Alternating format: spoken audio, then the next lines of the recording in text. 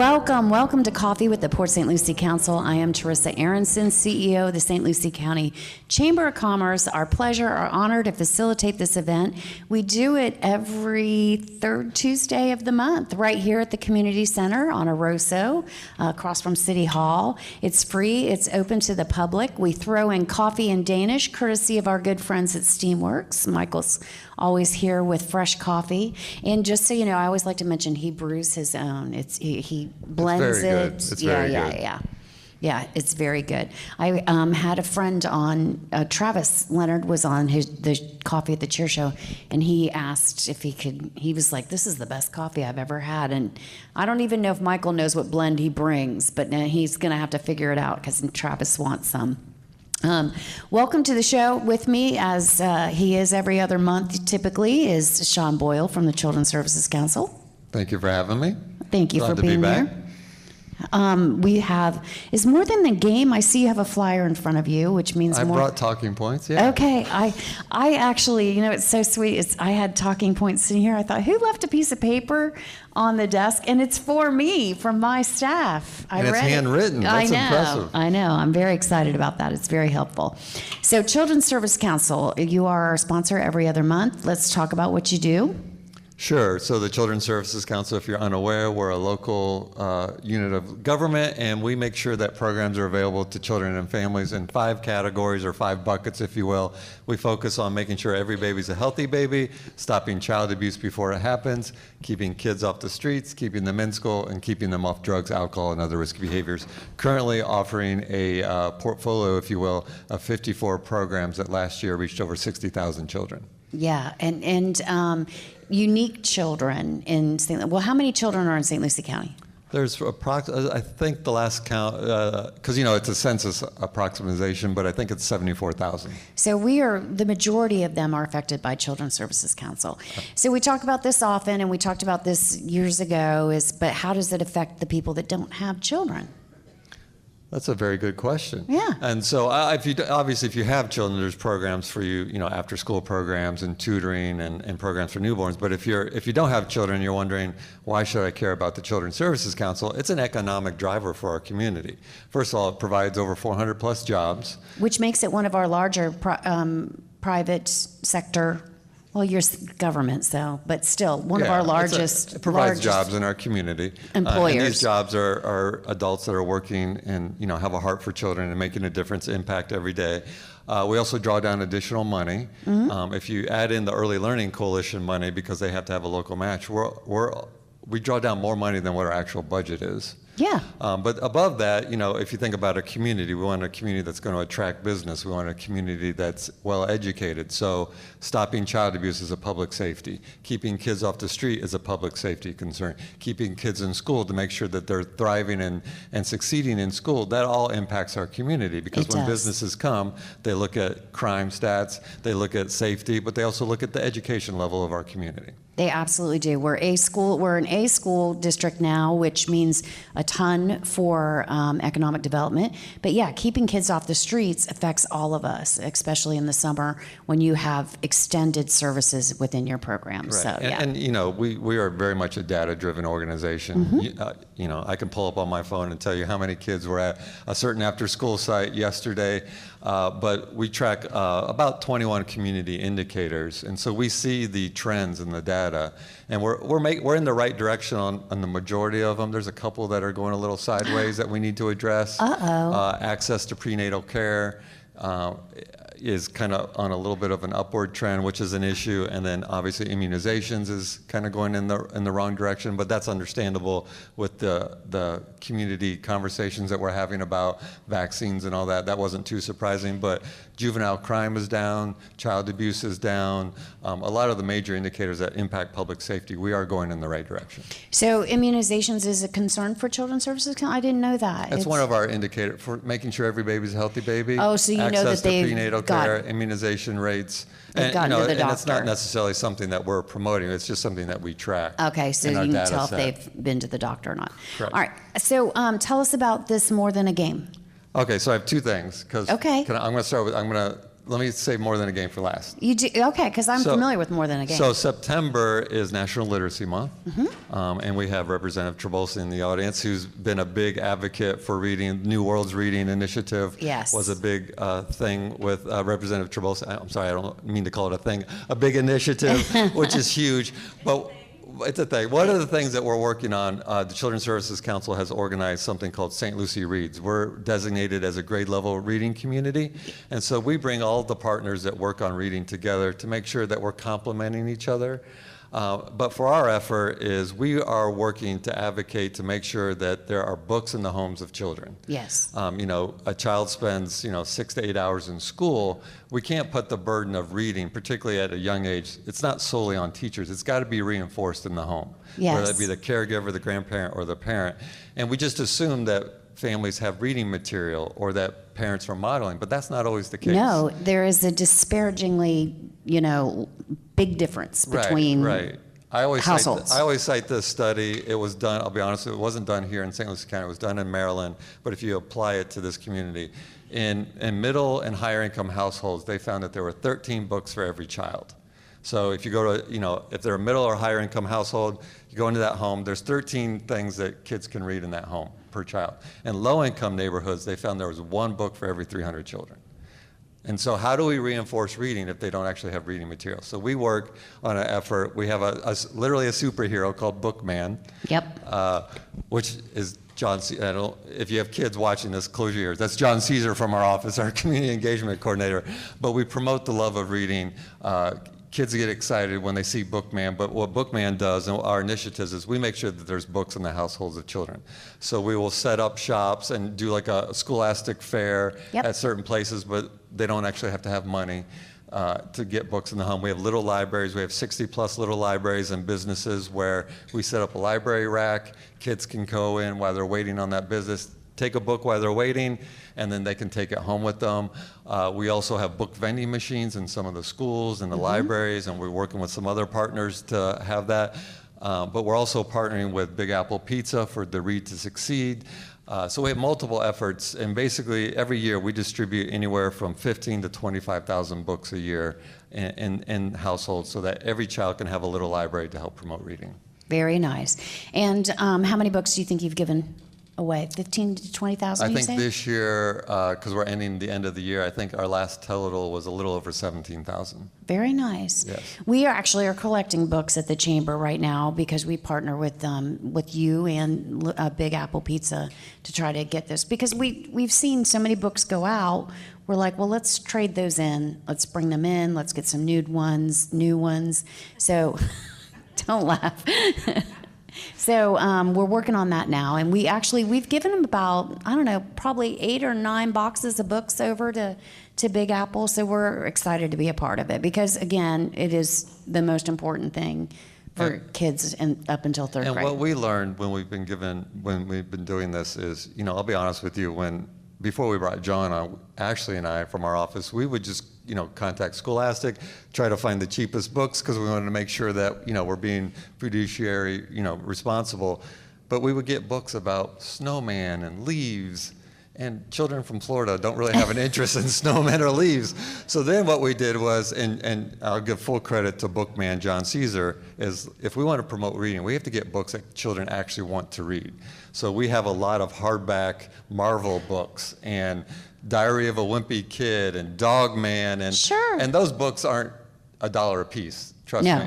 But the fact that we can't keep them because kids want them, it lets us know that we're on the right track with what we're doing. Yeah, it doesn't matter really what they're reading to some degree, right? As long as they're reading. And they're still into Star Wars, which I'm excited about. We get some Star Wars books. The kids still love Star Wars. That makes me proud or happy or whatever the word is. Yeah, we just donated some higher level books too that were not really anime but something along that line, and I think that does help because they went quickly too. And that's the other thing, when we think about books, we're like, they should be reading chapter books. We honestly just want children reading any type of book. And I'll take my son, for example. He graduated Florida State. Sorry for all you University of Florida. I'm not really tied into that. But he graduated Florida State with a master's in literature.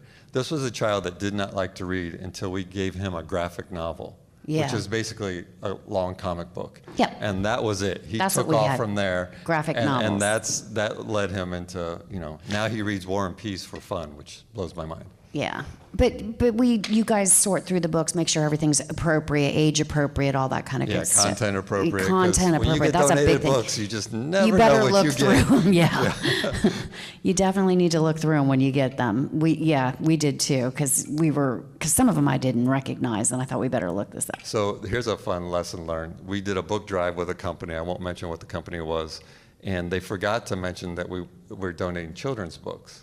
And so and they were in refrigerator boxes. So in order to get the books out, you literally had to climb in. I pulled out so many encyclopedias from the 70s. I was just like, all right, we got to clarify what kind of book donations we're looking for. Which I wonder how accurate they are at this point too. Yeah. All right, very good. Let's move on to More Than a Game. Sure. So we've been doing this, I want to say this might be our third or fourth year. We recognize there's kind of two major things that we're trying to address and I was just talking to the guys from Del Webb before we started.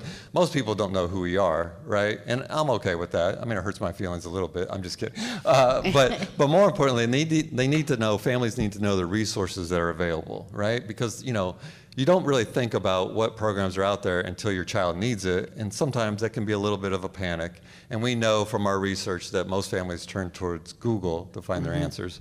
But what we do is we try to make sure that we're promoting awareness of the programs that are available.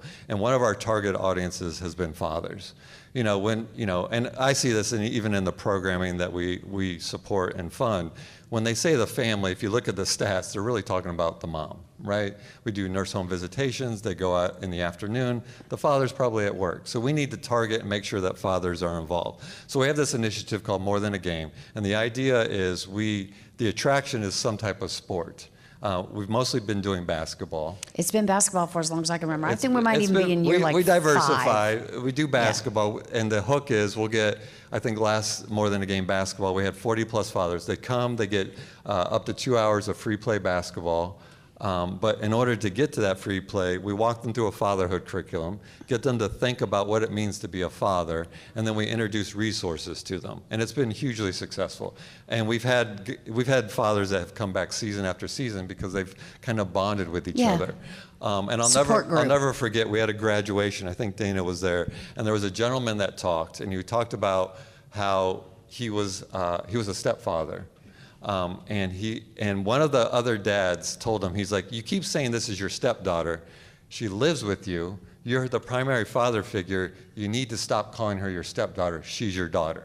And he said that when that father told him that kind of hit him, right? So long story short, he ended up adopting her. Nice. And so that was just a success story. So we're a long way of saying we're doing More Than a Game again, except this time it's around bowling. Okay, very good. We partner with St. Lucie Lanes. This is our second go-around. I have the flyer in the back. People can go to our website, cscslc.org. You can sign up. I believe we can hold up to 45 or 50. And it's fun. Nice. There's some competitive guys there and some really good bowlers, too. It's a great support system, too. Yeah. So I encourage anybody, if you're a father, grandfather, even if you're just looking for something social to do, to bond with other fathers and to learn about resources, we all support each other, right? And you kind of form this cohesive unit. And if you enjoy bowling, check out our website. It starts in early October. Yeah, because you can mentor each other. You don't have to be in need, really. Right. I mean, it's like parenting, right? If you got a manual with your child, I promise you it's the wrong manual for your child. There's no set of instructions, and everybody needs support. Every kid's different. All right, very good. Well, that is a lot of information. Yep. So I want to make sure they have the website so they know where to go get this. Sure, we love our acronyms. So it's www.cscslc.org. It's the acronym for Children's Services Council, St. Lucie County. Very good. All right, well, perfect. Well, thank you for being with us. Thank you. That was a lot of information to cram in there. We've got a full show, as I mentioned. We're going to visit with State Representative Dana Trabolsi here in a minute. And then, lucky for all of you, we have our actual mayor with us as our council representative this month. So we'll be back with Representative Dana Trabolsi and Mayor Shannon Martin.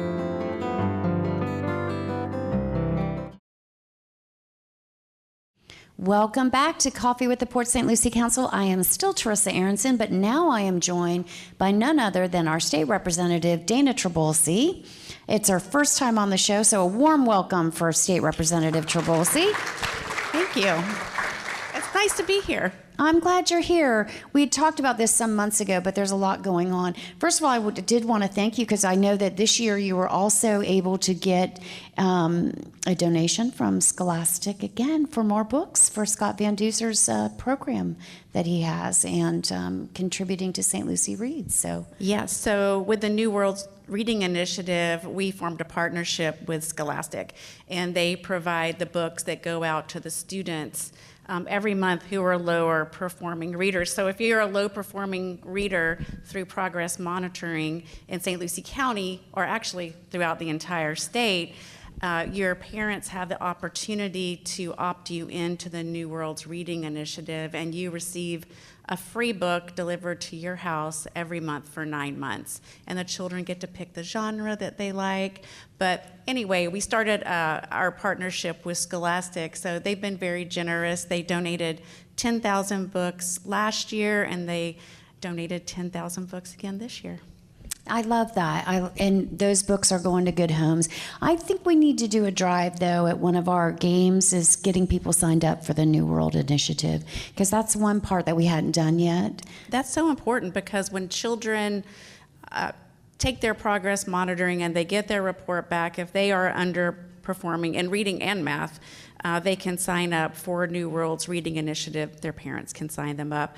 But right now, less than 20% of the children that are eligible have signed up. So the books are out there, the resources are out there, but the parents aren't signing up. And I know they are at Scott's every week, representing and really traveling all throughout the state, trying to get the word out. I don't know if parents may think it's too good to be true, so they don't sign up, but we definitely need to continue. Or maybe just walk them through the process. Is there an age limit on that? It's kindergarten to 5th grade. Okay. We need to head out to the Boys and Girls Clubs, and because we have them with us, and get them signed up. Because just think about all those books that would bring to our community that we can recirculate in the coming years. So we need to do that. Yeah, it's great. When you think about what Sean said about the libraries at home, and middle income families have approximately 13, and low income may have 1. If you are building that library for one child, you can also take into consideration the brothers and sisters who are also going to get exposed to reading at an earlier age too. It's a net benefit. And when they get donated, and yeah, it's great. It's a great idea. So I'm gonna reach out to the Boys and Girls Club, see if we can get that, because it might be a matter of bringing iPads, getting them signed up for that, because it's always a daunting process. Sean squared over there. We have a program for you. Yeah, we do. Yeah.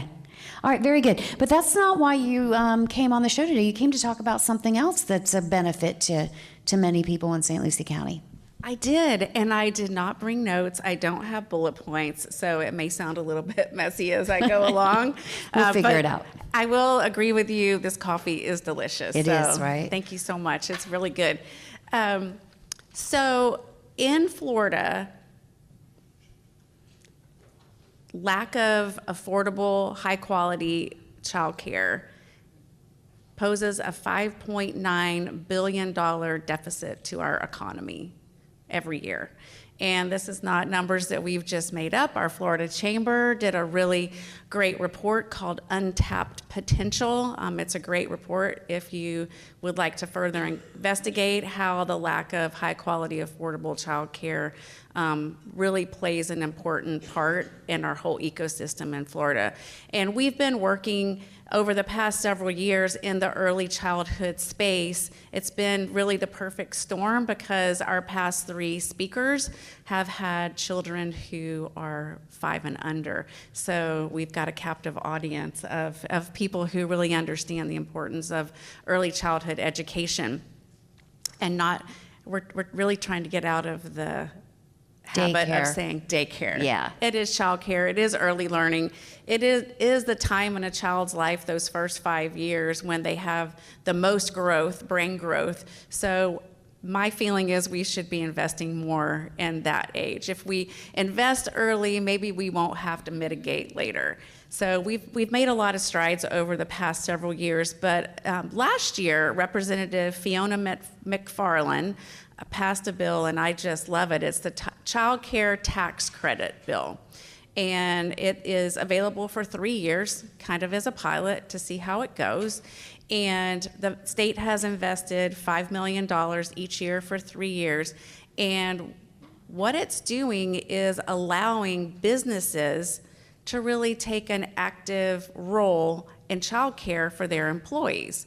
So if you are a business that files corporate income tax, if you have excise tax, oil tax, gas tax, then you may be eligible to, one, receive 50% off the cost if you wanted to actually build a child care facility within your business.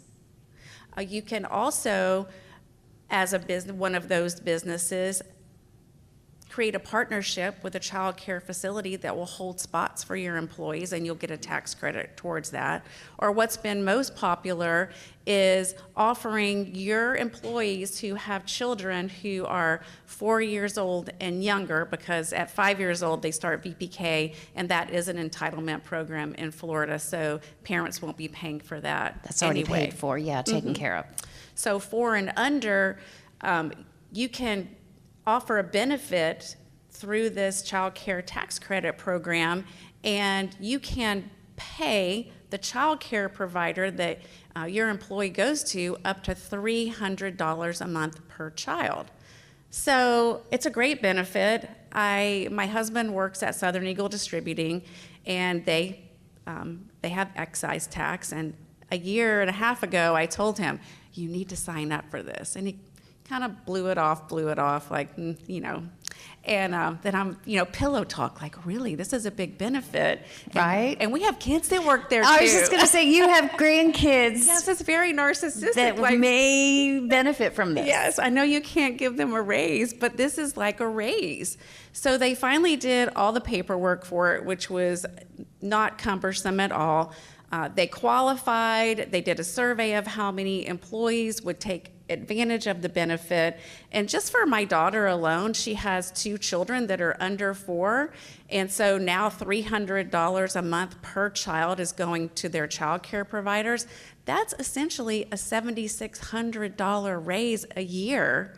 Just through this program. It's a win-win for everyone. So we're trying to get the word out more for companies to go to the Department of Revenue and see if they qualify for this. It's free money. It's a great benefit. It's a great way to retain and hire employees, because if you're investing in people's families, they're going to stick around. Yeah, if you tell them at the onboarding process, we're going to pay $300 per child under 4 for their daycare, that's huge, because people of all income levels feel the pain of childcare costs, trust me, so yeah. There are a lot of families, that $5.9 billion deficit is because people can't afford to go to work. Yeah. And I hear it all too often is people make the decision whether or not they're going to send the other parent back to work, because childcare, when you have small children, is so expensive that it may not be worth it. So these are qualified people that are no longer in the job force or the career force because childcare. Absolutely. And our child care facilities have really just, I don't know, the quality that we have in Florida with the regulations and the requirements that we have started imposing. When my kids were little, I wasn't fond of childcare. I'm like, I'm not sending my kids to daycare. And now, when a parent says, I'm not sending my child, somewhere for childcare, and I think about just the robust curriculum they're getting at such a young age, not just the exposure to other children, it really tees them up and sets them up for success when they start VPK in kindergarten. Yeah. Well, I do want to say this, there is a very much a shortage of facilities, slots for kids, especially under 4 in St. Lucie County, but if you are thinking about opening one of those facilities, please call me first, because there is a lot of regulation that goes along with top to bottom opening up a facility that houses children for any period of time. Yeah. So I get concerned because I am going through that now. I have somebody that rented a space that is just not going to work for a daycare. We are in the process and have this past year and will continue this year with deregulating some of the requirements for child care facilities. It won't have anything to do with health and safety, but just a lot of the burdensome tasks. Like one thing that we eliminated this year, that twice a year you come into a child care facility and you have to sign a paper basically saying, I recognize it's flu season.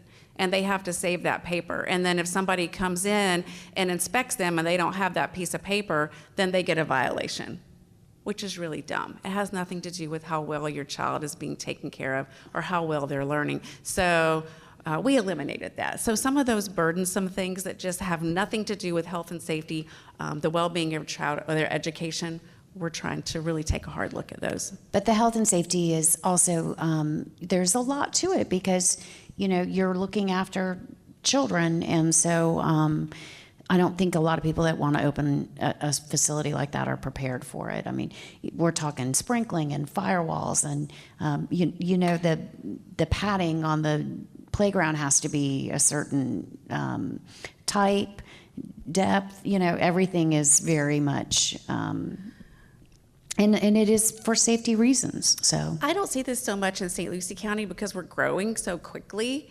And so we don't really have schools that have lost capacity. But I think there's an opportunity in other areas of the state where they've had declining enrollment, where we could take a school, because it is a state-run facility, taxpayer dollars pay for it, and we could do some type of co-location. Yep. So the build-out, the health, safety, all of those things are already in place. And then we do some shared cost on common area, so that the school, who's been paying for all the lights to be on, may be only paying for half the bill now since they're co-locating, and it might ease the burden there. Unfortunately, or fortunately, we are not one of those counties. Our enrollment has increased significantly, and I suspect it will again, because we're a growing county. But you're right, most districts have decreased in enrollment. All right, very good. Well, I want to thank you for that. Tell them where they can go to apply for the credit.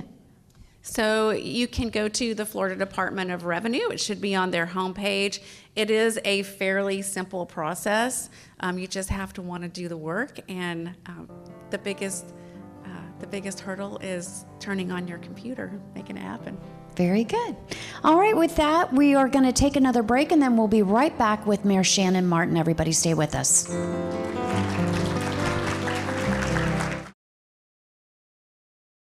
Well, welcome back again. I am still Teresa Aronson, but now I'm joined with none other than our beautiful city's mayor, Shannon Martin. Morning. Good morning. How's it going? Good. We had a good show today. We had a lot on. A lot of good information. Last month we had Chad Krause from the Fire District, and he talked about, you're on the fire board. Yes.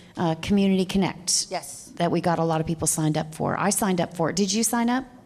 You haven't signed up yet, have you? I don't know. You have cats, though. You need to tell them about the cats. Save my cats. On the priority list, it hasn't been the highest. Oh, it hasn't. But now that you've reminded me, I do have fire board on Wednesday, so I'll make sure to take care of that. Yeah, so you can tell them you've done it. How many of you have done it since the last show? You did Community Connect? I did it too, because I need him to save my sweet baby Babs, so that's the only thing I put on there. Well, The rest of it, I'm like, whatever. God forbid that happens. They'll be the first things I grab. Yeah. My kids are adults and they're not home, so I don't have to worry about the kids so much. No, mine are. Aaron can take care of himself. Yep.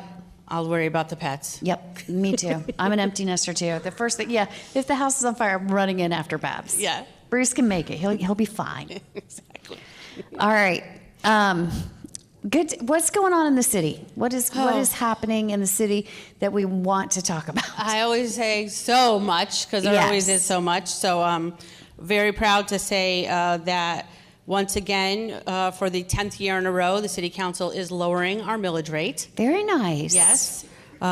Continuing our promise to lower it as much as we possibly can while still trying to provide those exceptional services And I know that there's a lot of talk out there about, taxes, and I know there's a lot of talk about, what our city's doing in terms of how they're spending their money. So I made sure to put a budget in brief on everyone's table. Oh, you could very take a look nice. at that. This is just one way that we continue to be transparent with our public and to tell you what's going on, how we're spending our funds.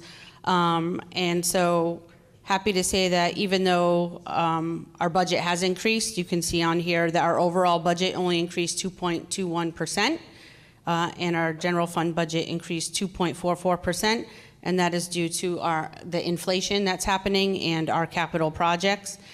And going back to talking about city services and making sure that we're providing the city services that you need and the staffing in order to do so, we made sure that when it came to increases in staffing, which are needed, that they are all related to and tied to growth. So if you take a look at the backside of the budget in brief, you'll see that we're adding 20 police officers. And then some civilians as well for assistance for the department. A grant person, because we are constantly going after grants, and the city received over $50 million in grants over the last few years, and we want to make sure that we're capturing every dollar we possibly can. Other areas, information technology, making sure that our systems are secure, especially with all the cyber threats out there. And Those are real. we have an amazing IT department, and they have caught at least 3 either ransomware or cyber threats, and we're able to stop them before they affected our government organization. And they have affected government organizations across the country. St. Lucie County went through it last year. It is real, and it is rough. Right. So yeah. And also Parks and Rec, because obviously we're building parks, so if you're going to build parks, you need to operate and maintain them. And of course, one that's very important as well is our Public Works Department, to make sure we have the necessary people in place to address stormwater and to address our road and bridge issues. And so we're adding FTEs for that. Lots of capital improvements that are going to be happening over the next several years. Obviously, our street resurfacing continues, our sidewalk plan continues, our stormwater master plan. All the plans that we have in place that are 10 and 20-year rolling master plans will continue to be implemented every day, and they are on a regular basis. But then going back to talk about the millage rate and reducing it. So there's also a lot of talk about St. Lucie County is one of the highest in the state, but I can only really talk about the two line items. I can't address fire board because I've been on the fire board, but when it comes to the city of Port St. Lucie, we have the 3rd lowest millage rate out of the 20 most populous cities in the entire state of Florida. And again, it's because our council is made it a priority to make sure we're lowering it as much as we possibly can. But what's different about our city versus a lot of other cities that are in this range is that a lot of those cities are fully built out. Fully built out, and the cost of housing is, the median home income is a lot higher. Right. And so, so we are the 3rd lowest, and we're going to continue to lower it as much as we possibly can. We also have a tax tool on our city website, a balancing act tax tool, where you can put in the amount of taxes that you pay, and you will see a breakdown of every single city department to the penny of where your city taxes go.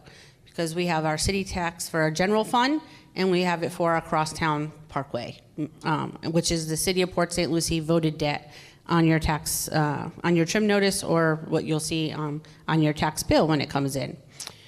So Friday night, we celebrated the fact that Port St. Lucie is an all-America city. We had a great celebration at our Pioneer Park in the Port District, something that we were very proud of, recognized as one of only 10 cities in the nation to receive this honor. And our team went out and competed against 20 cities. And so that was really exciting to have that celebration. And we also did some environmental stewardship awards for our residents and their outstanding contributions to our city. And our community champion, Mr. Wayne Landry, is in the house today. Yes. And Wayne won an award. So thank you, Wayne. So, And another thing that I want to talk about, we just launched a brand new program called PSL in Progress. And what we're trying to do is track our city's growth and to make our residents aware of what projects are coming and what's happening in the community, anywhere from road improvements, park upgrades, neighborhood revitalization, and also utility expansions. And the website will highlight the purpose behind each project with photos, videos, updates, and making it even easier now for all of our residents to see how we're building a better tomorrow. So again, it's that transparency piece, it's that fiscal responsibility piece that we want to make sure that you're all aware about. And also, the bane of my existence, as we all know, is social media.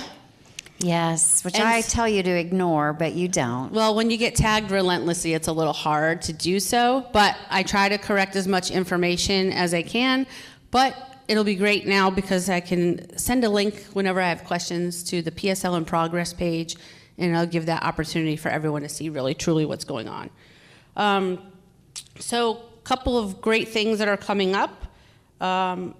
Mid-October, we're going to have our groundbreaking for our Salt River restaurant at the port. Oh, wow. Yeah. Stars and Stripes Park, we are just waiting on the restroom facilities, and once they are installed, then we'll be able to have a ribbon cutting for that park. Looks great. Extremely excited about Fire Station 20, because I call it my fire station. Yes. And I call it also the Del Webb Fire Station. It is definitely the Del Webb Fire Station. But yeah, it's probably our fire station too. Yeah, it is. It's everyone's, but it's right there. Yes. Right. That's the one so, that'll be serving us. Mark your calendars for September 26th, because we are doing our grand opening of our brand new, beautiful Fire Station 20 on Village Parkway. And then in mid-October, another major announcement is going to be made with regard to Walton and 1. So. And Walton and 1 is not just the street, it is the area. Is the area of formerly City Center. Yes. So Mid-Florida Event Center, all the 22 parcels that the city has. We rebranded it. We're calling it Walton and 1, not City Center. It's not in the center of the city. Nope. So that name does not fit, so we call it Walton and 1 now. And again, there's going to be a major announcement mid-October. Look for that. It's going to be very exciting for the future of Port St. Lucie. I'm excited. I'm excited about the restaurant at the port. Mm-hmm. I'm excited about Walton and 1. I say this all the time. I can't wait for that to develop so that we can kind of have an experience while we go there. Because now I go there for events, but it's the event and home. And there's not a lot, within the grounds, Right. Bars, restaurants, that sort of thing. So. And this development is going to absolutely be the catalyst for everything that will come in that area. I mean, there's a couple restaurants, but like Subway and Yeah. trying to think what else is over there. There's an edible arrangements. It's going to change dramatically. It's going to Good, take good, a little good. bit of time, but once that comes out of the ground, it's going to definitely change the landscape 150% on that side. I love it. I Yeah. love it. Very exciting stuff. Yeah. There was something I was going to ask you about, but I can't remember. So if I think about it, because you went through it so fast, I was like, oh, I wanted to ask her, but Sorry. I'll think of it. It's Should have okay. interrupted me. I didn't want to interrupt. That's all It right. seemed rude. All right. So anything else we need to tell them? Because we're going to take questions, which we always do. Yeah, we'll take questions. We don't do it on camera because we're not set up to do that. I see 3 phones looking at me now. We're not a real, studio with handheld mics we can pass around and get shots of. So we will take questions. Yeah. There are a few things I wanted to mention is that, well, first of all, I wanted to thank the city of Port St. Lucie because we're going to be having our very first foundation golf tournament or our very first foundation fundraiser. Right. And you're a leadership graduate, and it's for leadership and Young Floridian, the two programs we run out of our foundation. So costs are rising, and we had a fund, but we have been depleting it over the years. Everything costs more money. Yes, everything does. That's for sure. Yeah, and we've never fundraised for that. We, had a couple sponsors and tuition, but we need to do more. So that is going to be on October 17th at the Saints, and any one of you can participate in that. And I want to make sure that everybody knows about our installation, which is our chamber sort of State of the Union, is October 23rd, and everybody's welcome to that as well. Big thank you to No, it's not happening. It's the pickleball. It killed me yesterday, and now all muscles are malfunctioning. Research Specialist and DuraGuard Roofing are both in the house today, and thank you to them. They don't necessarily have a brick and mortar, and so we invite them down here to meet some people, and we will do a ribbon cutting afterwards. So Nice. yeah. With that, is there anything else we need to tell them before we go to questions? Which I may have mentioned before, but Torino Regional Park, we will be doing a groundbreaking on December 6th for that park. And then our BMX facility, they started construction there. Yep. So first quarter of next year, Tradition Regional will be complete. So we have a lot of great things that we're going to be celebrating over the next several months. Yeah, Parks and Rec are a big thing. People really want to have facilities for their kids because we have 70,000 of them now, so we need more things for them to do. Whatever happened to the bunny that was out there on the roundabout? Because we were going to adopt it at the chamber, and it's gone. No, the whirl is there now. Did you Okay. see the new public art piece? I did not. You didn't see it? It was posted all over Facebook. I don't do Facebook. I'm not a big Facebooker. So there's a beautiful public art piece there now called The Whirl Okay. in the middle of that roundabout. But I don't know what happened to the bunny. I'm worried about the bunny. I mean, I'm hoping somebody found it at home. I'm Does it, I sure. mean, Yeah. I can't believe Facebook hasn't told you. No one's told me. All right. Well, I'm concerned. But you know what I did want to say with regard to signing up for the reading program? Yeah. We need to get that on our city website. We need to be able to reach more people to let them know they can sign their kids up for those books. Yeah, I mean, even if you don't want to do it for your kid, do it for the community because you're Yeah. bringing those books to our community. And I would like to put it out on our Facebook page. So if there's like a link, Sean, if there's a link that we can put out there, communications, so we can get people to sign up, whatever that looks like. Yeah. We need to get more books in the hands of these kids for sure. Yeah, we need more books here in St. Lucie County because we struggled this year with acquiring books for the giveaways. Yeah. I mean, it's been a tough year, so yeah, we need all those books. Everybody's got to sign up. Yeah, absolutely. All right, very good. Well, with that, I want to thank Sean Boyle, our sponsor for today, Children's Services Council, and Representative Trabolsi for coming down and talking to us about. It's been a very child care centric show today, and of course, Michael from Steamworks and that Crepe Place for being our coffee and Danish sponsor every single month. Best, not just coffee, but best breakfast and lunches at Steamworks. And the tots are amazing. Oh, really? I So, haven't had the. Thank you, tots. because I love tots. So thank you, Michael, because they're out of this world. Okay, so head over to there for that, and then don't forget the Crepe Place. That Crepe Place. Yes, Great Place is awesome. Out by us, near Darwin, right? Yes. Darwin and In the Simpatico Plaza. Port St. Lucie Boulevard, Simpatico Plaza. Very good. All right, with that, thank you for coming, everybody. But if you're here in the audience, you get to stay, interact, and ask all the questions you want. And if you're not, you should be. So remember, come down. It's free, open to the public, third Tuesday of the month. We start at 9 a.m., and we're right here at the Community Center on Oroso. Awesome. All right, thank you, everybody. you. Have a great day. Thanks, everybody.